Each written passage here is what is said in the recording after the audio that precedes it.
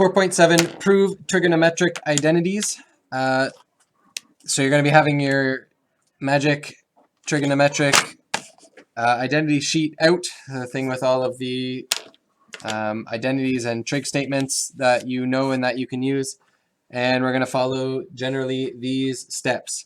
So step one, whenever you're getting something to prove, you're going to first get rid of tangent. Get rid of tangent. So you get rid of the tangent ratio, you replace it with sine over cosine. Okay, sine over cosine, and then you work with those. Step two, get rid of any secondary trig ratios. So if your proof involves secant, cosecant, cotangent, you want to flip those into their reciprocal primary trigonometric ratio. And then if you still have a tangent, you want to replace that with sine over cosine. You want to work with that, and then if need be, you'll turn it back. At the end, you can turn it back into its secondary trig ratio. Step three, once you've done that, that's one step in simplifying left side or right side of the proof. Then you're going to use other identities. Use other identities and the unit circle. So you're going to say, by using other identities, you're saying, okay, how can I simplify this further, or how can I modify this without changing the value or changing what it's saying? And then use your unit circle. Do I know the exact value of this expression or part of the expression? And then you can get that from your unit circle, so you'll have that out today as well. And then the last rule is simply use algebra. Use simple algebra. So if you can take a trig statement and you can put it left side, right side, and you can first get rid of tangent, and you can get rid of any secondary trig ratios. From there, you can use other identities and the unit circle to simplify further, and then you should be in a place where simple algebra will allow you to modify it sufficiently in order to get the left side equaling the right side. So that's the format that we're going to be using, and those are the strategies that we're going to be using. And we're going to start with example 1. It tells us what we're going to do. We're going to use a compound angle formula. So on the back of your page, you know you have compound angle formulas or double angle. Use a compound angle in order to prove a double angle formula. So we need to prove that the sine, and I'm just going to go right into left side, is the sine of 2x. And that's hopefully going to equal the right side, which is 2 times the sine of x cos of x. And we're told, I think we've actually done this one already in a previous lesson, but we're told that we're going to use a double angle formula. So then I need to get this thing, we're going to use a compound angle formula. So here we have a double angle. The angle is 2x, so it's a double of x. And the first step would be then to use the compound angle, which we would represent 2x as x plus x. From there, because it's given, we can just use the other part of the compound angle formula. So we can substitute sine of x plus x is then the angle addition for sine. Sine x cos x plus cos x sine x. Sine x times cos x plus cos x sine x, which is really just the same thing twice, which if we take a glance over to our right side, that's exactly what we're looking for. So we've got 2 times the sine of x times the cosine of x, and then we can say that equals the right side. Okay, that one was pretty straightforward. They told us which tools we were going to use, and then we just did that and worked through it. Okay, you end up seeing that these are really, they're like logic puzzles, brain teasers. You kind of have to work through it. Some of it might be kind of guessing and checking. Example 2. use a compound angle formula again to prove a cofunction identity. So the cofunctions, or the correlated functions, in terms of degrees, it was when a correlated angle, well, you can go through the list. It was from the first lesson of this unit, but basically the cosine of an angle, the cosine of A, is equal to the sine of 90 minus A, or in terms of radians, it'd be pi over 2 minus A. Okay, so that's the correlated cofunction identity that we're going to be using here. That's not what the example is, though. The example is prove that the cosine of pi over 2 minus x is actually equal to the sine of x. And we can do that no matter what x is. So just subbing in a value for x doesn't help us prove the identity that it's always true. But our tools here will help us to do that. So the left side is the cosine of pi over 2 minus x. The right side is the sine of x. Do we have any tools that we can use? What do you see here? A few lessons ago, we proved that cos of that is equal to sin x. We already proved that, I think. We might have done it for specific angles, but let's just think of what would I do if I had to prove this. So what do you see? You see a cosine, and you see two angles and a subtraction. So here you have the subtraction formula for cosine. So if you see that, then your next step is basically just going to the subtraction formula for cosine, which gets us a result of the cosine of the first angle times the cosine of the second angle, plus the sine of the first angle, pi over 2, times the sine of the second angle, which is x. Now, why is this helpful? Well, from here, this is the cosine of pi over 2. Pi over 2 is a special angle. It's 90 degrees straight up on our unit circle. And so we actually know the exact value of the cosine of that and the sine of that angle, okay? The cosine of that angle, cosine corresponds to the change in x. So when it's pointing straight up, the x coordinate is 0. So the cosine of pi over 2 is 0. So now we have 0 times the cosine of x. And in our next term, we have the sine of pi over 2. Well, the coordinates that angle makes, the point that angle meets the unit circle, is 0, 1. So the sine of pi over 2 is 1. So we have 1 times the sine of x. And look what happened. We eliminated the cos of x because it's being multiplied by 0. We're just left with the sine of x, which is exactly what we have on our right side. Okay, and if we're keeping track of what we're doing here, in this step, we apply subtraction formula. Apply the subtraction formula for cosine.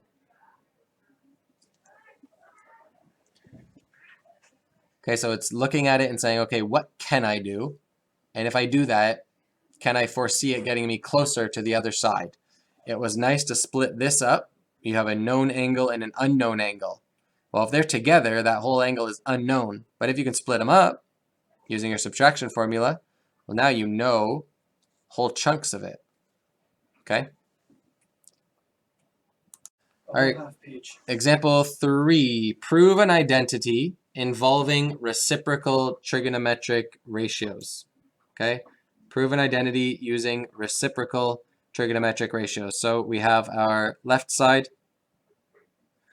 Our left side is the cosecant of 2x. So you can already kind of think through what you're going to be doing. You're going to be using the reciprocal of cosecant, and then you have a double angle here, okay?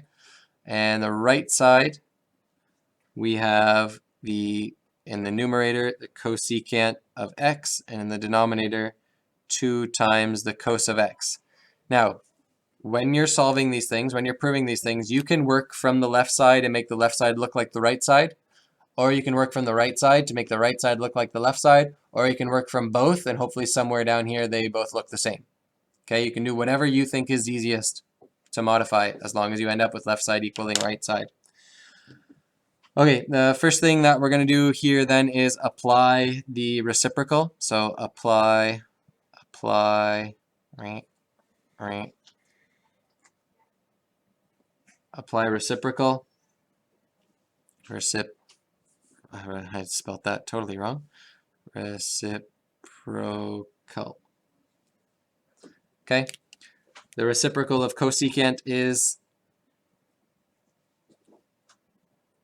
front page of your pink sheet.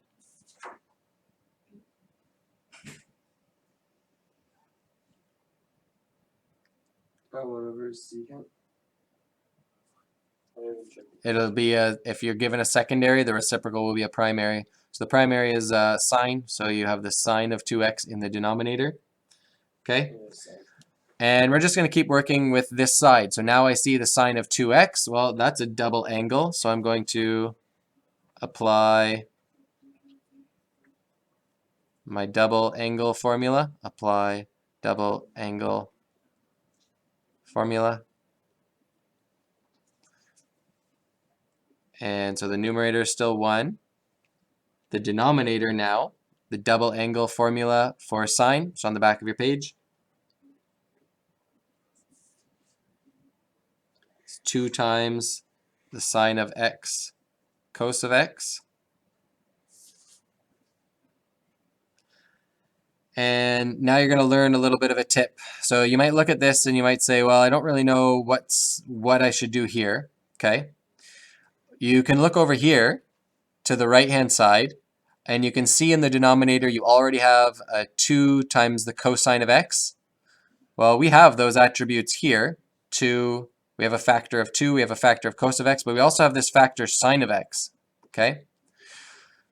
So what I can do is I can kind of think, okay, well, if I was going to take the reciprocal of the cosecant of x, that would leave me with just a 1 in the numerator, which I already have.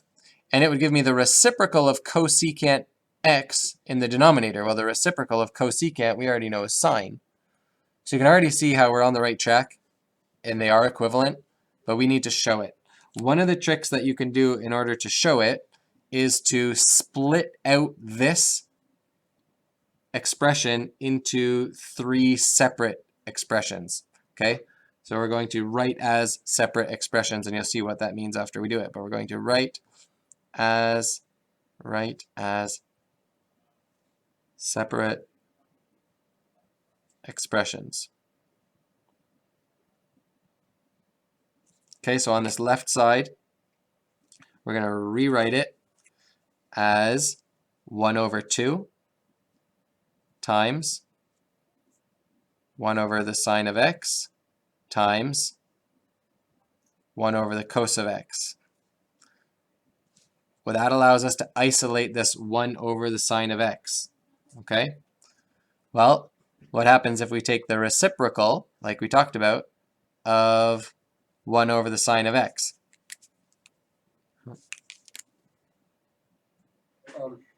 Are you allowed to take out the denominator and multiply it by the denominator's reciprocal?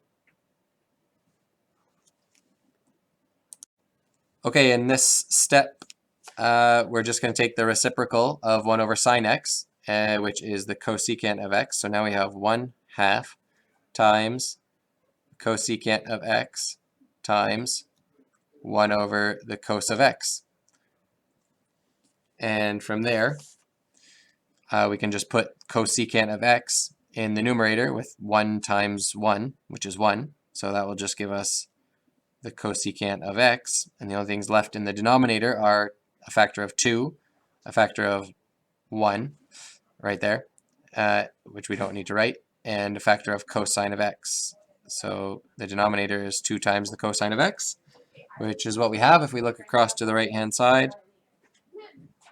So we have proven the double angle formula, or just a trig statement involving a reciprocal trig ratio, involving a secondary trig ratio and a double angle. Example 4, prove a more complex identity. So they don't give us anything, any strategy to start with. Okay, so we have the cosine of x plus y. Just double check that yours is the same as mine because there was a typo in an earlier copy. Cosine of x plus y times the cosine of x minus y equals the square of the cos of x plus the square of the cos of y minus 1. Yeah? Same? Just right off the start, what do you see? What are some things that you're probably going to use? This side.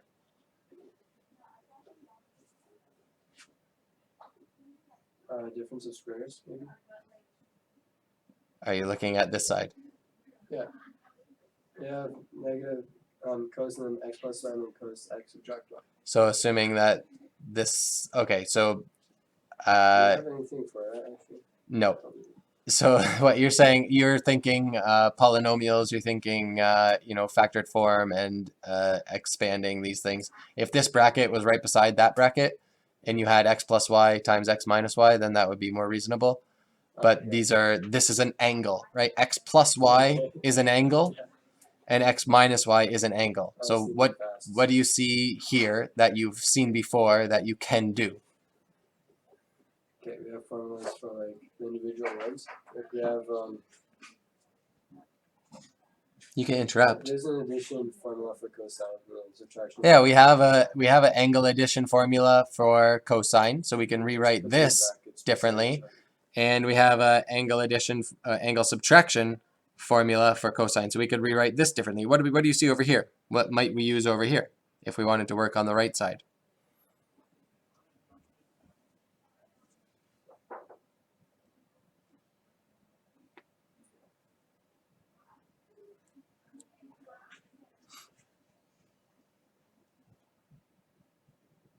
I see a, Looks kind of like the double angle formula, but not really.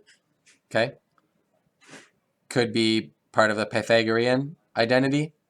I could sub out one of these parts with the sine squared of x, if that were helpful. If somehow I ended up with a sine of x or a sine of y on this side, I could potentially get something that looks like that out of this side too, using the identity, Pythagorean identity.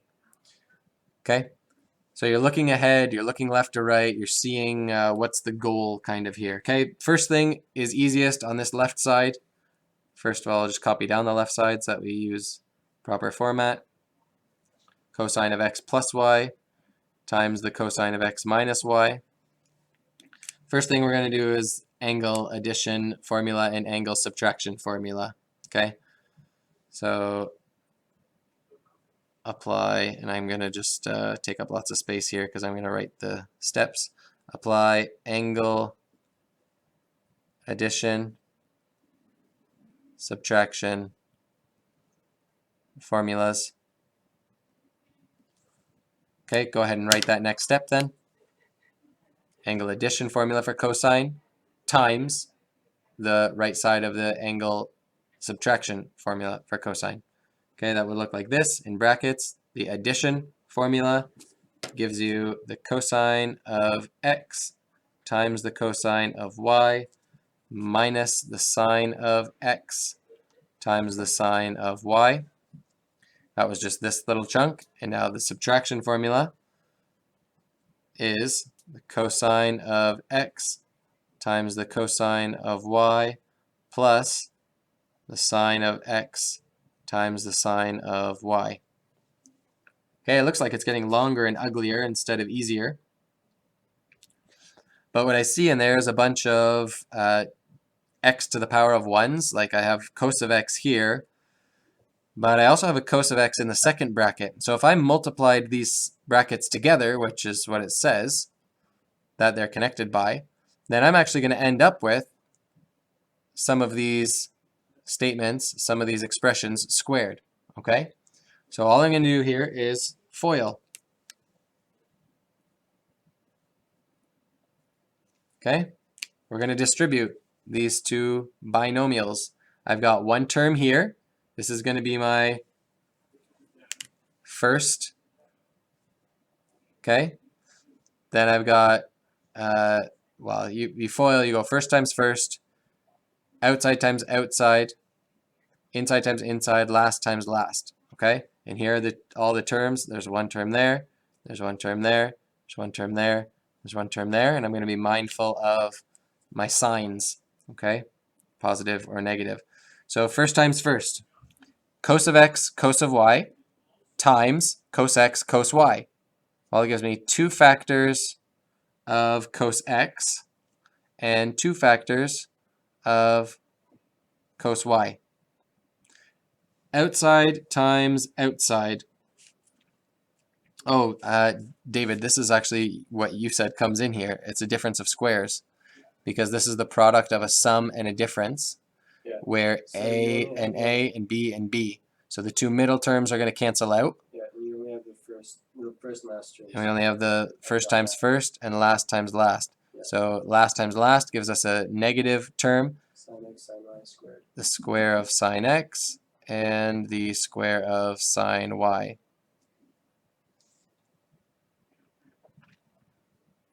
Oh, I put that's right. Wait. Okay, now what do you see? What else could you use? I see there's a 1 over here. I don't have any 1s here. I do see a bunch of squareds. On this side, I see some signs, but I don't actually want any signs when I'm all done. So how can I get rid of these signs and leave me working with just cosine expressions?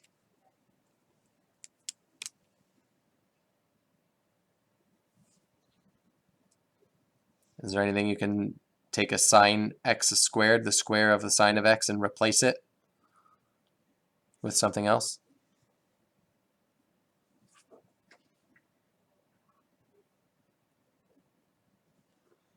I think there's something, but I don't think it's on this sheet. Top right of the front page. Oh, I didn't see that. Is it there? Yeah. It's not the top, but it's... Sine squared theta plus cos squared theta is equal to 1. Yep, so we apply the Pythagorean identity. Okay, so this first part stays the same.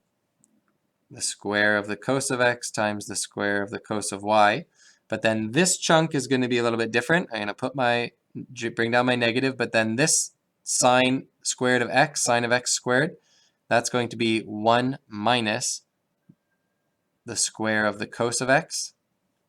And the square of the sine of y is going to be 1 minus the square of the cos of y. Good. So now I've getting closer to that right-hand side, okay, because I'm not dealing with any signs anymore. I'm all speaking in terms of cosine. And we have the expressions all squared, and we have some 1s in here. So I'm hoping that these 1s come out looking like that. And I can already see that they are going to, because I'm going to expand this with FOIL again, just this chunk, and I'm going to end up with positive 1, but it has a negative sign out front. So that's going to be taken care of. So I'm going to expand this.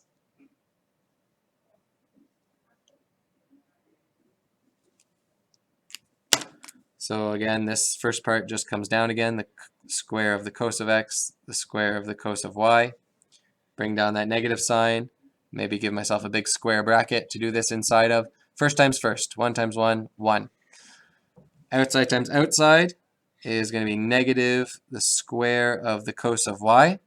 Inside times inside is going to be negative the square of the cos of x. And last times last is going to be positive cos squared x times cos squared y. Okay? Now I'm going to distribute this negative. Distribute negative 1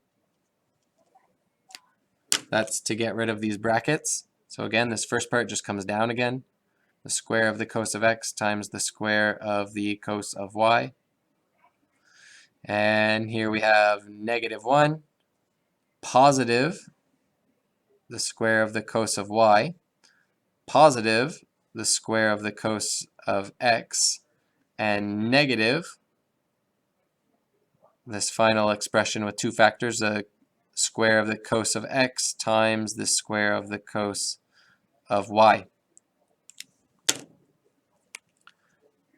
And now I can reduce by grouping like terms. So now we're just using basic algebra, by the way, in a lot of these steps. Difference, the product of a sum and a difference, and the difference of squares, that's just algebra. Foiling, that's just algebra. Expanding and reducing, that's just algebra. So here I have a term here and a term at the end that are the same. One is positive and one is negative, so they cancel out.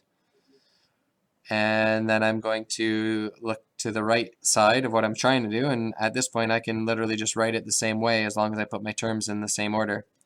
So I've got the cosine of x squared plus cosine of y squared minus 1.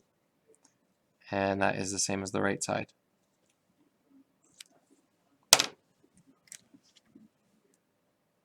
So a bit more work involved, but again, just looking at that sheet, saying, what can I do? What can I replace this with? And then checking to the right side and say, okay, am I getting closer to what I'm hoping to get? Sometimes it won't feel like it, or it won't look like it, or your statement just starts to get really long, and you think, oh man, that's long and tedious. I'm supposed to be getting shorter.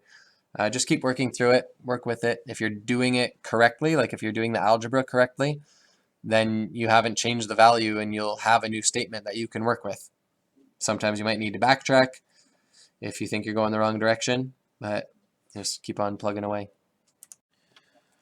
Example 5, we have left side equals 1 plus the cosine of x, and we have right side equals, in the numerator, the square of the sine of x, and the denominator 1 minus the cosine of x. Okay?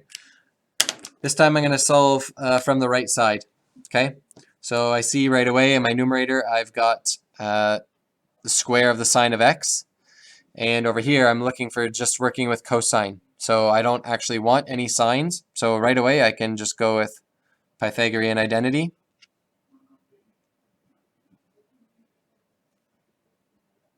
Okay, that's going to allow me to modify the numerator here. The numerator is now 1 minus the square of the cos of x. The denominator is still 1 minus the cosine of x. This might not be immediately evident to you, but 1 is a square number, and this is a square.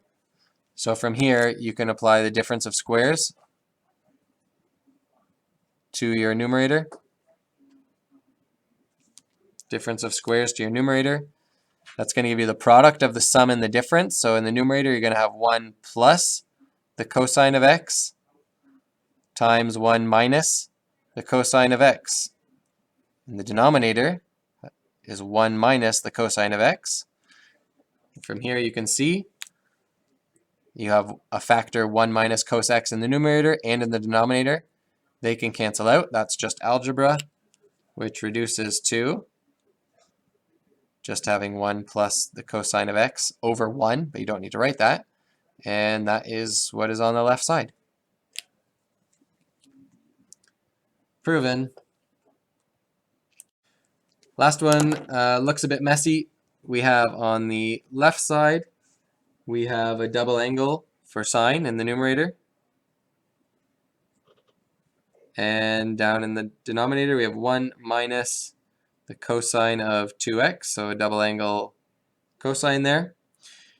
And the right side, we have 2 times the cosecant of 2x. So we've got a secondary trig ratio. We also have a double angle and minus tan x.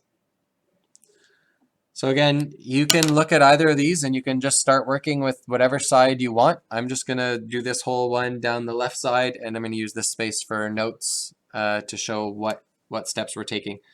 So again, what do you see? Well, we see a double angle for sine, and we see a double angle for cosine, and actually this whole expression I believe is on your sheet on the back, one of the double angles for cosine. Is that possible? At any rate, there's a couple of steps to get what I'm going to write, so I'll show those after I write it. But in the numerator, our double angle for sine, I can replace this with 2 times the sine of x times the cosine of x. In the denominator, I'm going to replace that with, and I'll show how I'm allowed to do that in a second, but I'm going to replace that with 2 times the square of sine of x. Okay, so if you look at, That's in order, double angle formula, right? yeah, so this is double angle formulas. Do you have the one that allows you to go from this to that? Is it in there? 1 subtract 2 sine squared x.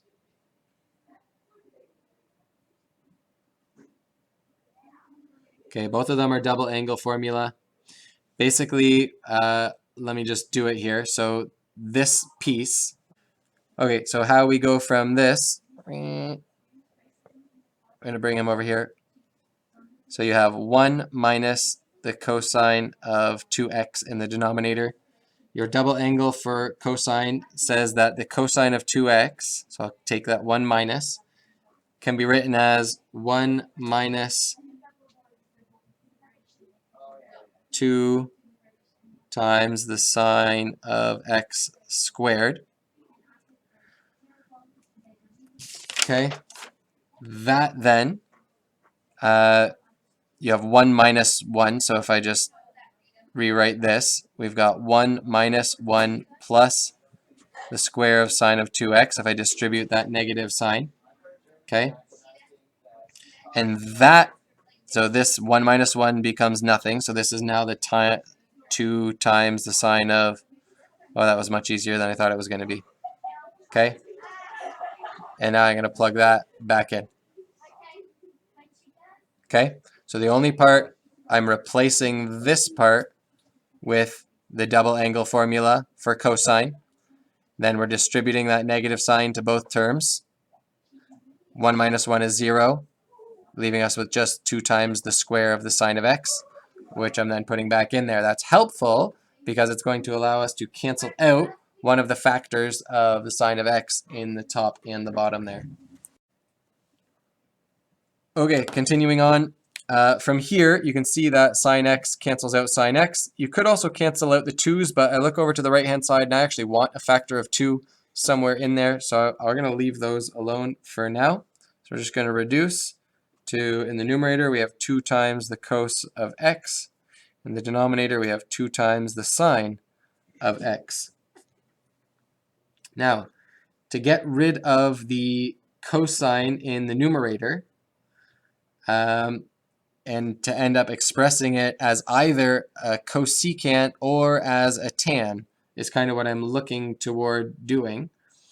It might be useful to get a cosecant into the denominator, okay? Because tangent has sine in the numerator, cosine in the denominator. And so I'm going to get cosine into the denominator. So what we're going to do is we're going to multiply.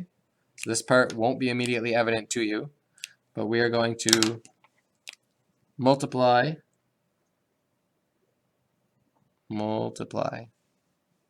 top and bottom by cos of x. Okay, so basically we're going to multiply this whole thing by cos of x over cos of x. That's really just multiplying by 1, right? So we've done this before in order to modify a denominator when we were working with rational functions. So it's along those lines. which in the numerator really starts to, you might think, okay, we're getting simpler here, but we're going to mess it up again and get it a bit more complicated. In the numerator, we have 2 times the square of the cos of x, because now we have 2 factors of cosine. And in the denominator, we have 2 times the sine of x times the cosine of x. Okay, well now I'm going to keep on working with this, and again, we're just going to think, what can I do? Well, again, in the numerator now I see I have the cos of x squared, so I'm going to apply Pythagorean identity. Pythagorean identity, and separate the terms. Separate terms. Can you say that? Okay, so Pythagorean identity in the numerator gives us 2 times, and then in brackets 1 minus the sine of x squared. Down in the basement, we're going to leave the denominator the same.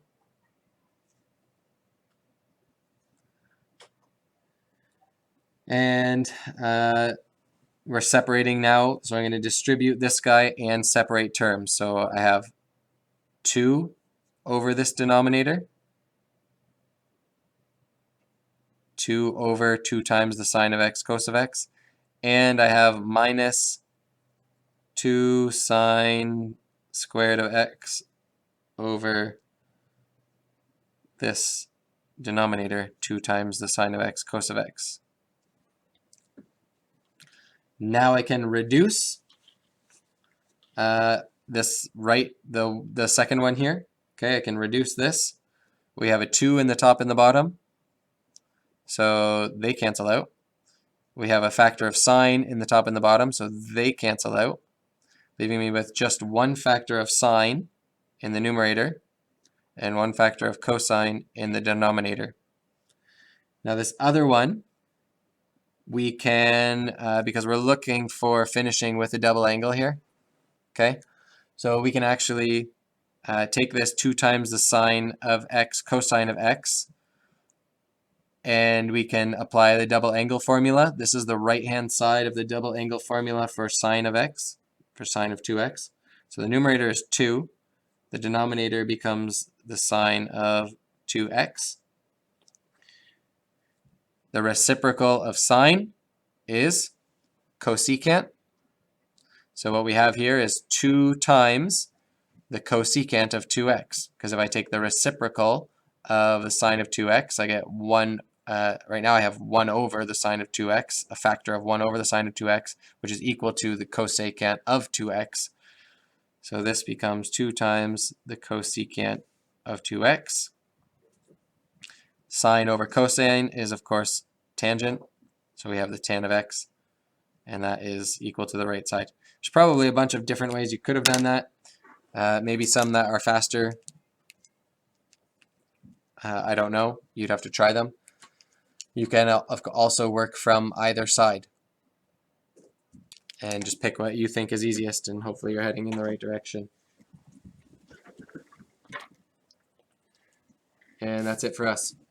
So use your time, do a couple of the trig identities from page 240, and use those rules for proving. And don't get too frustrated.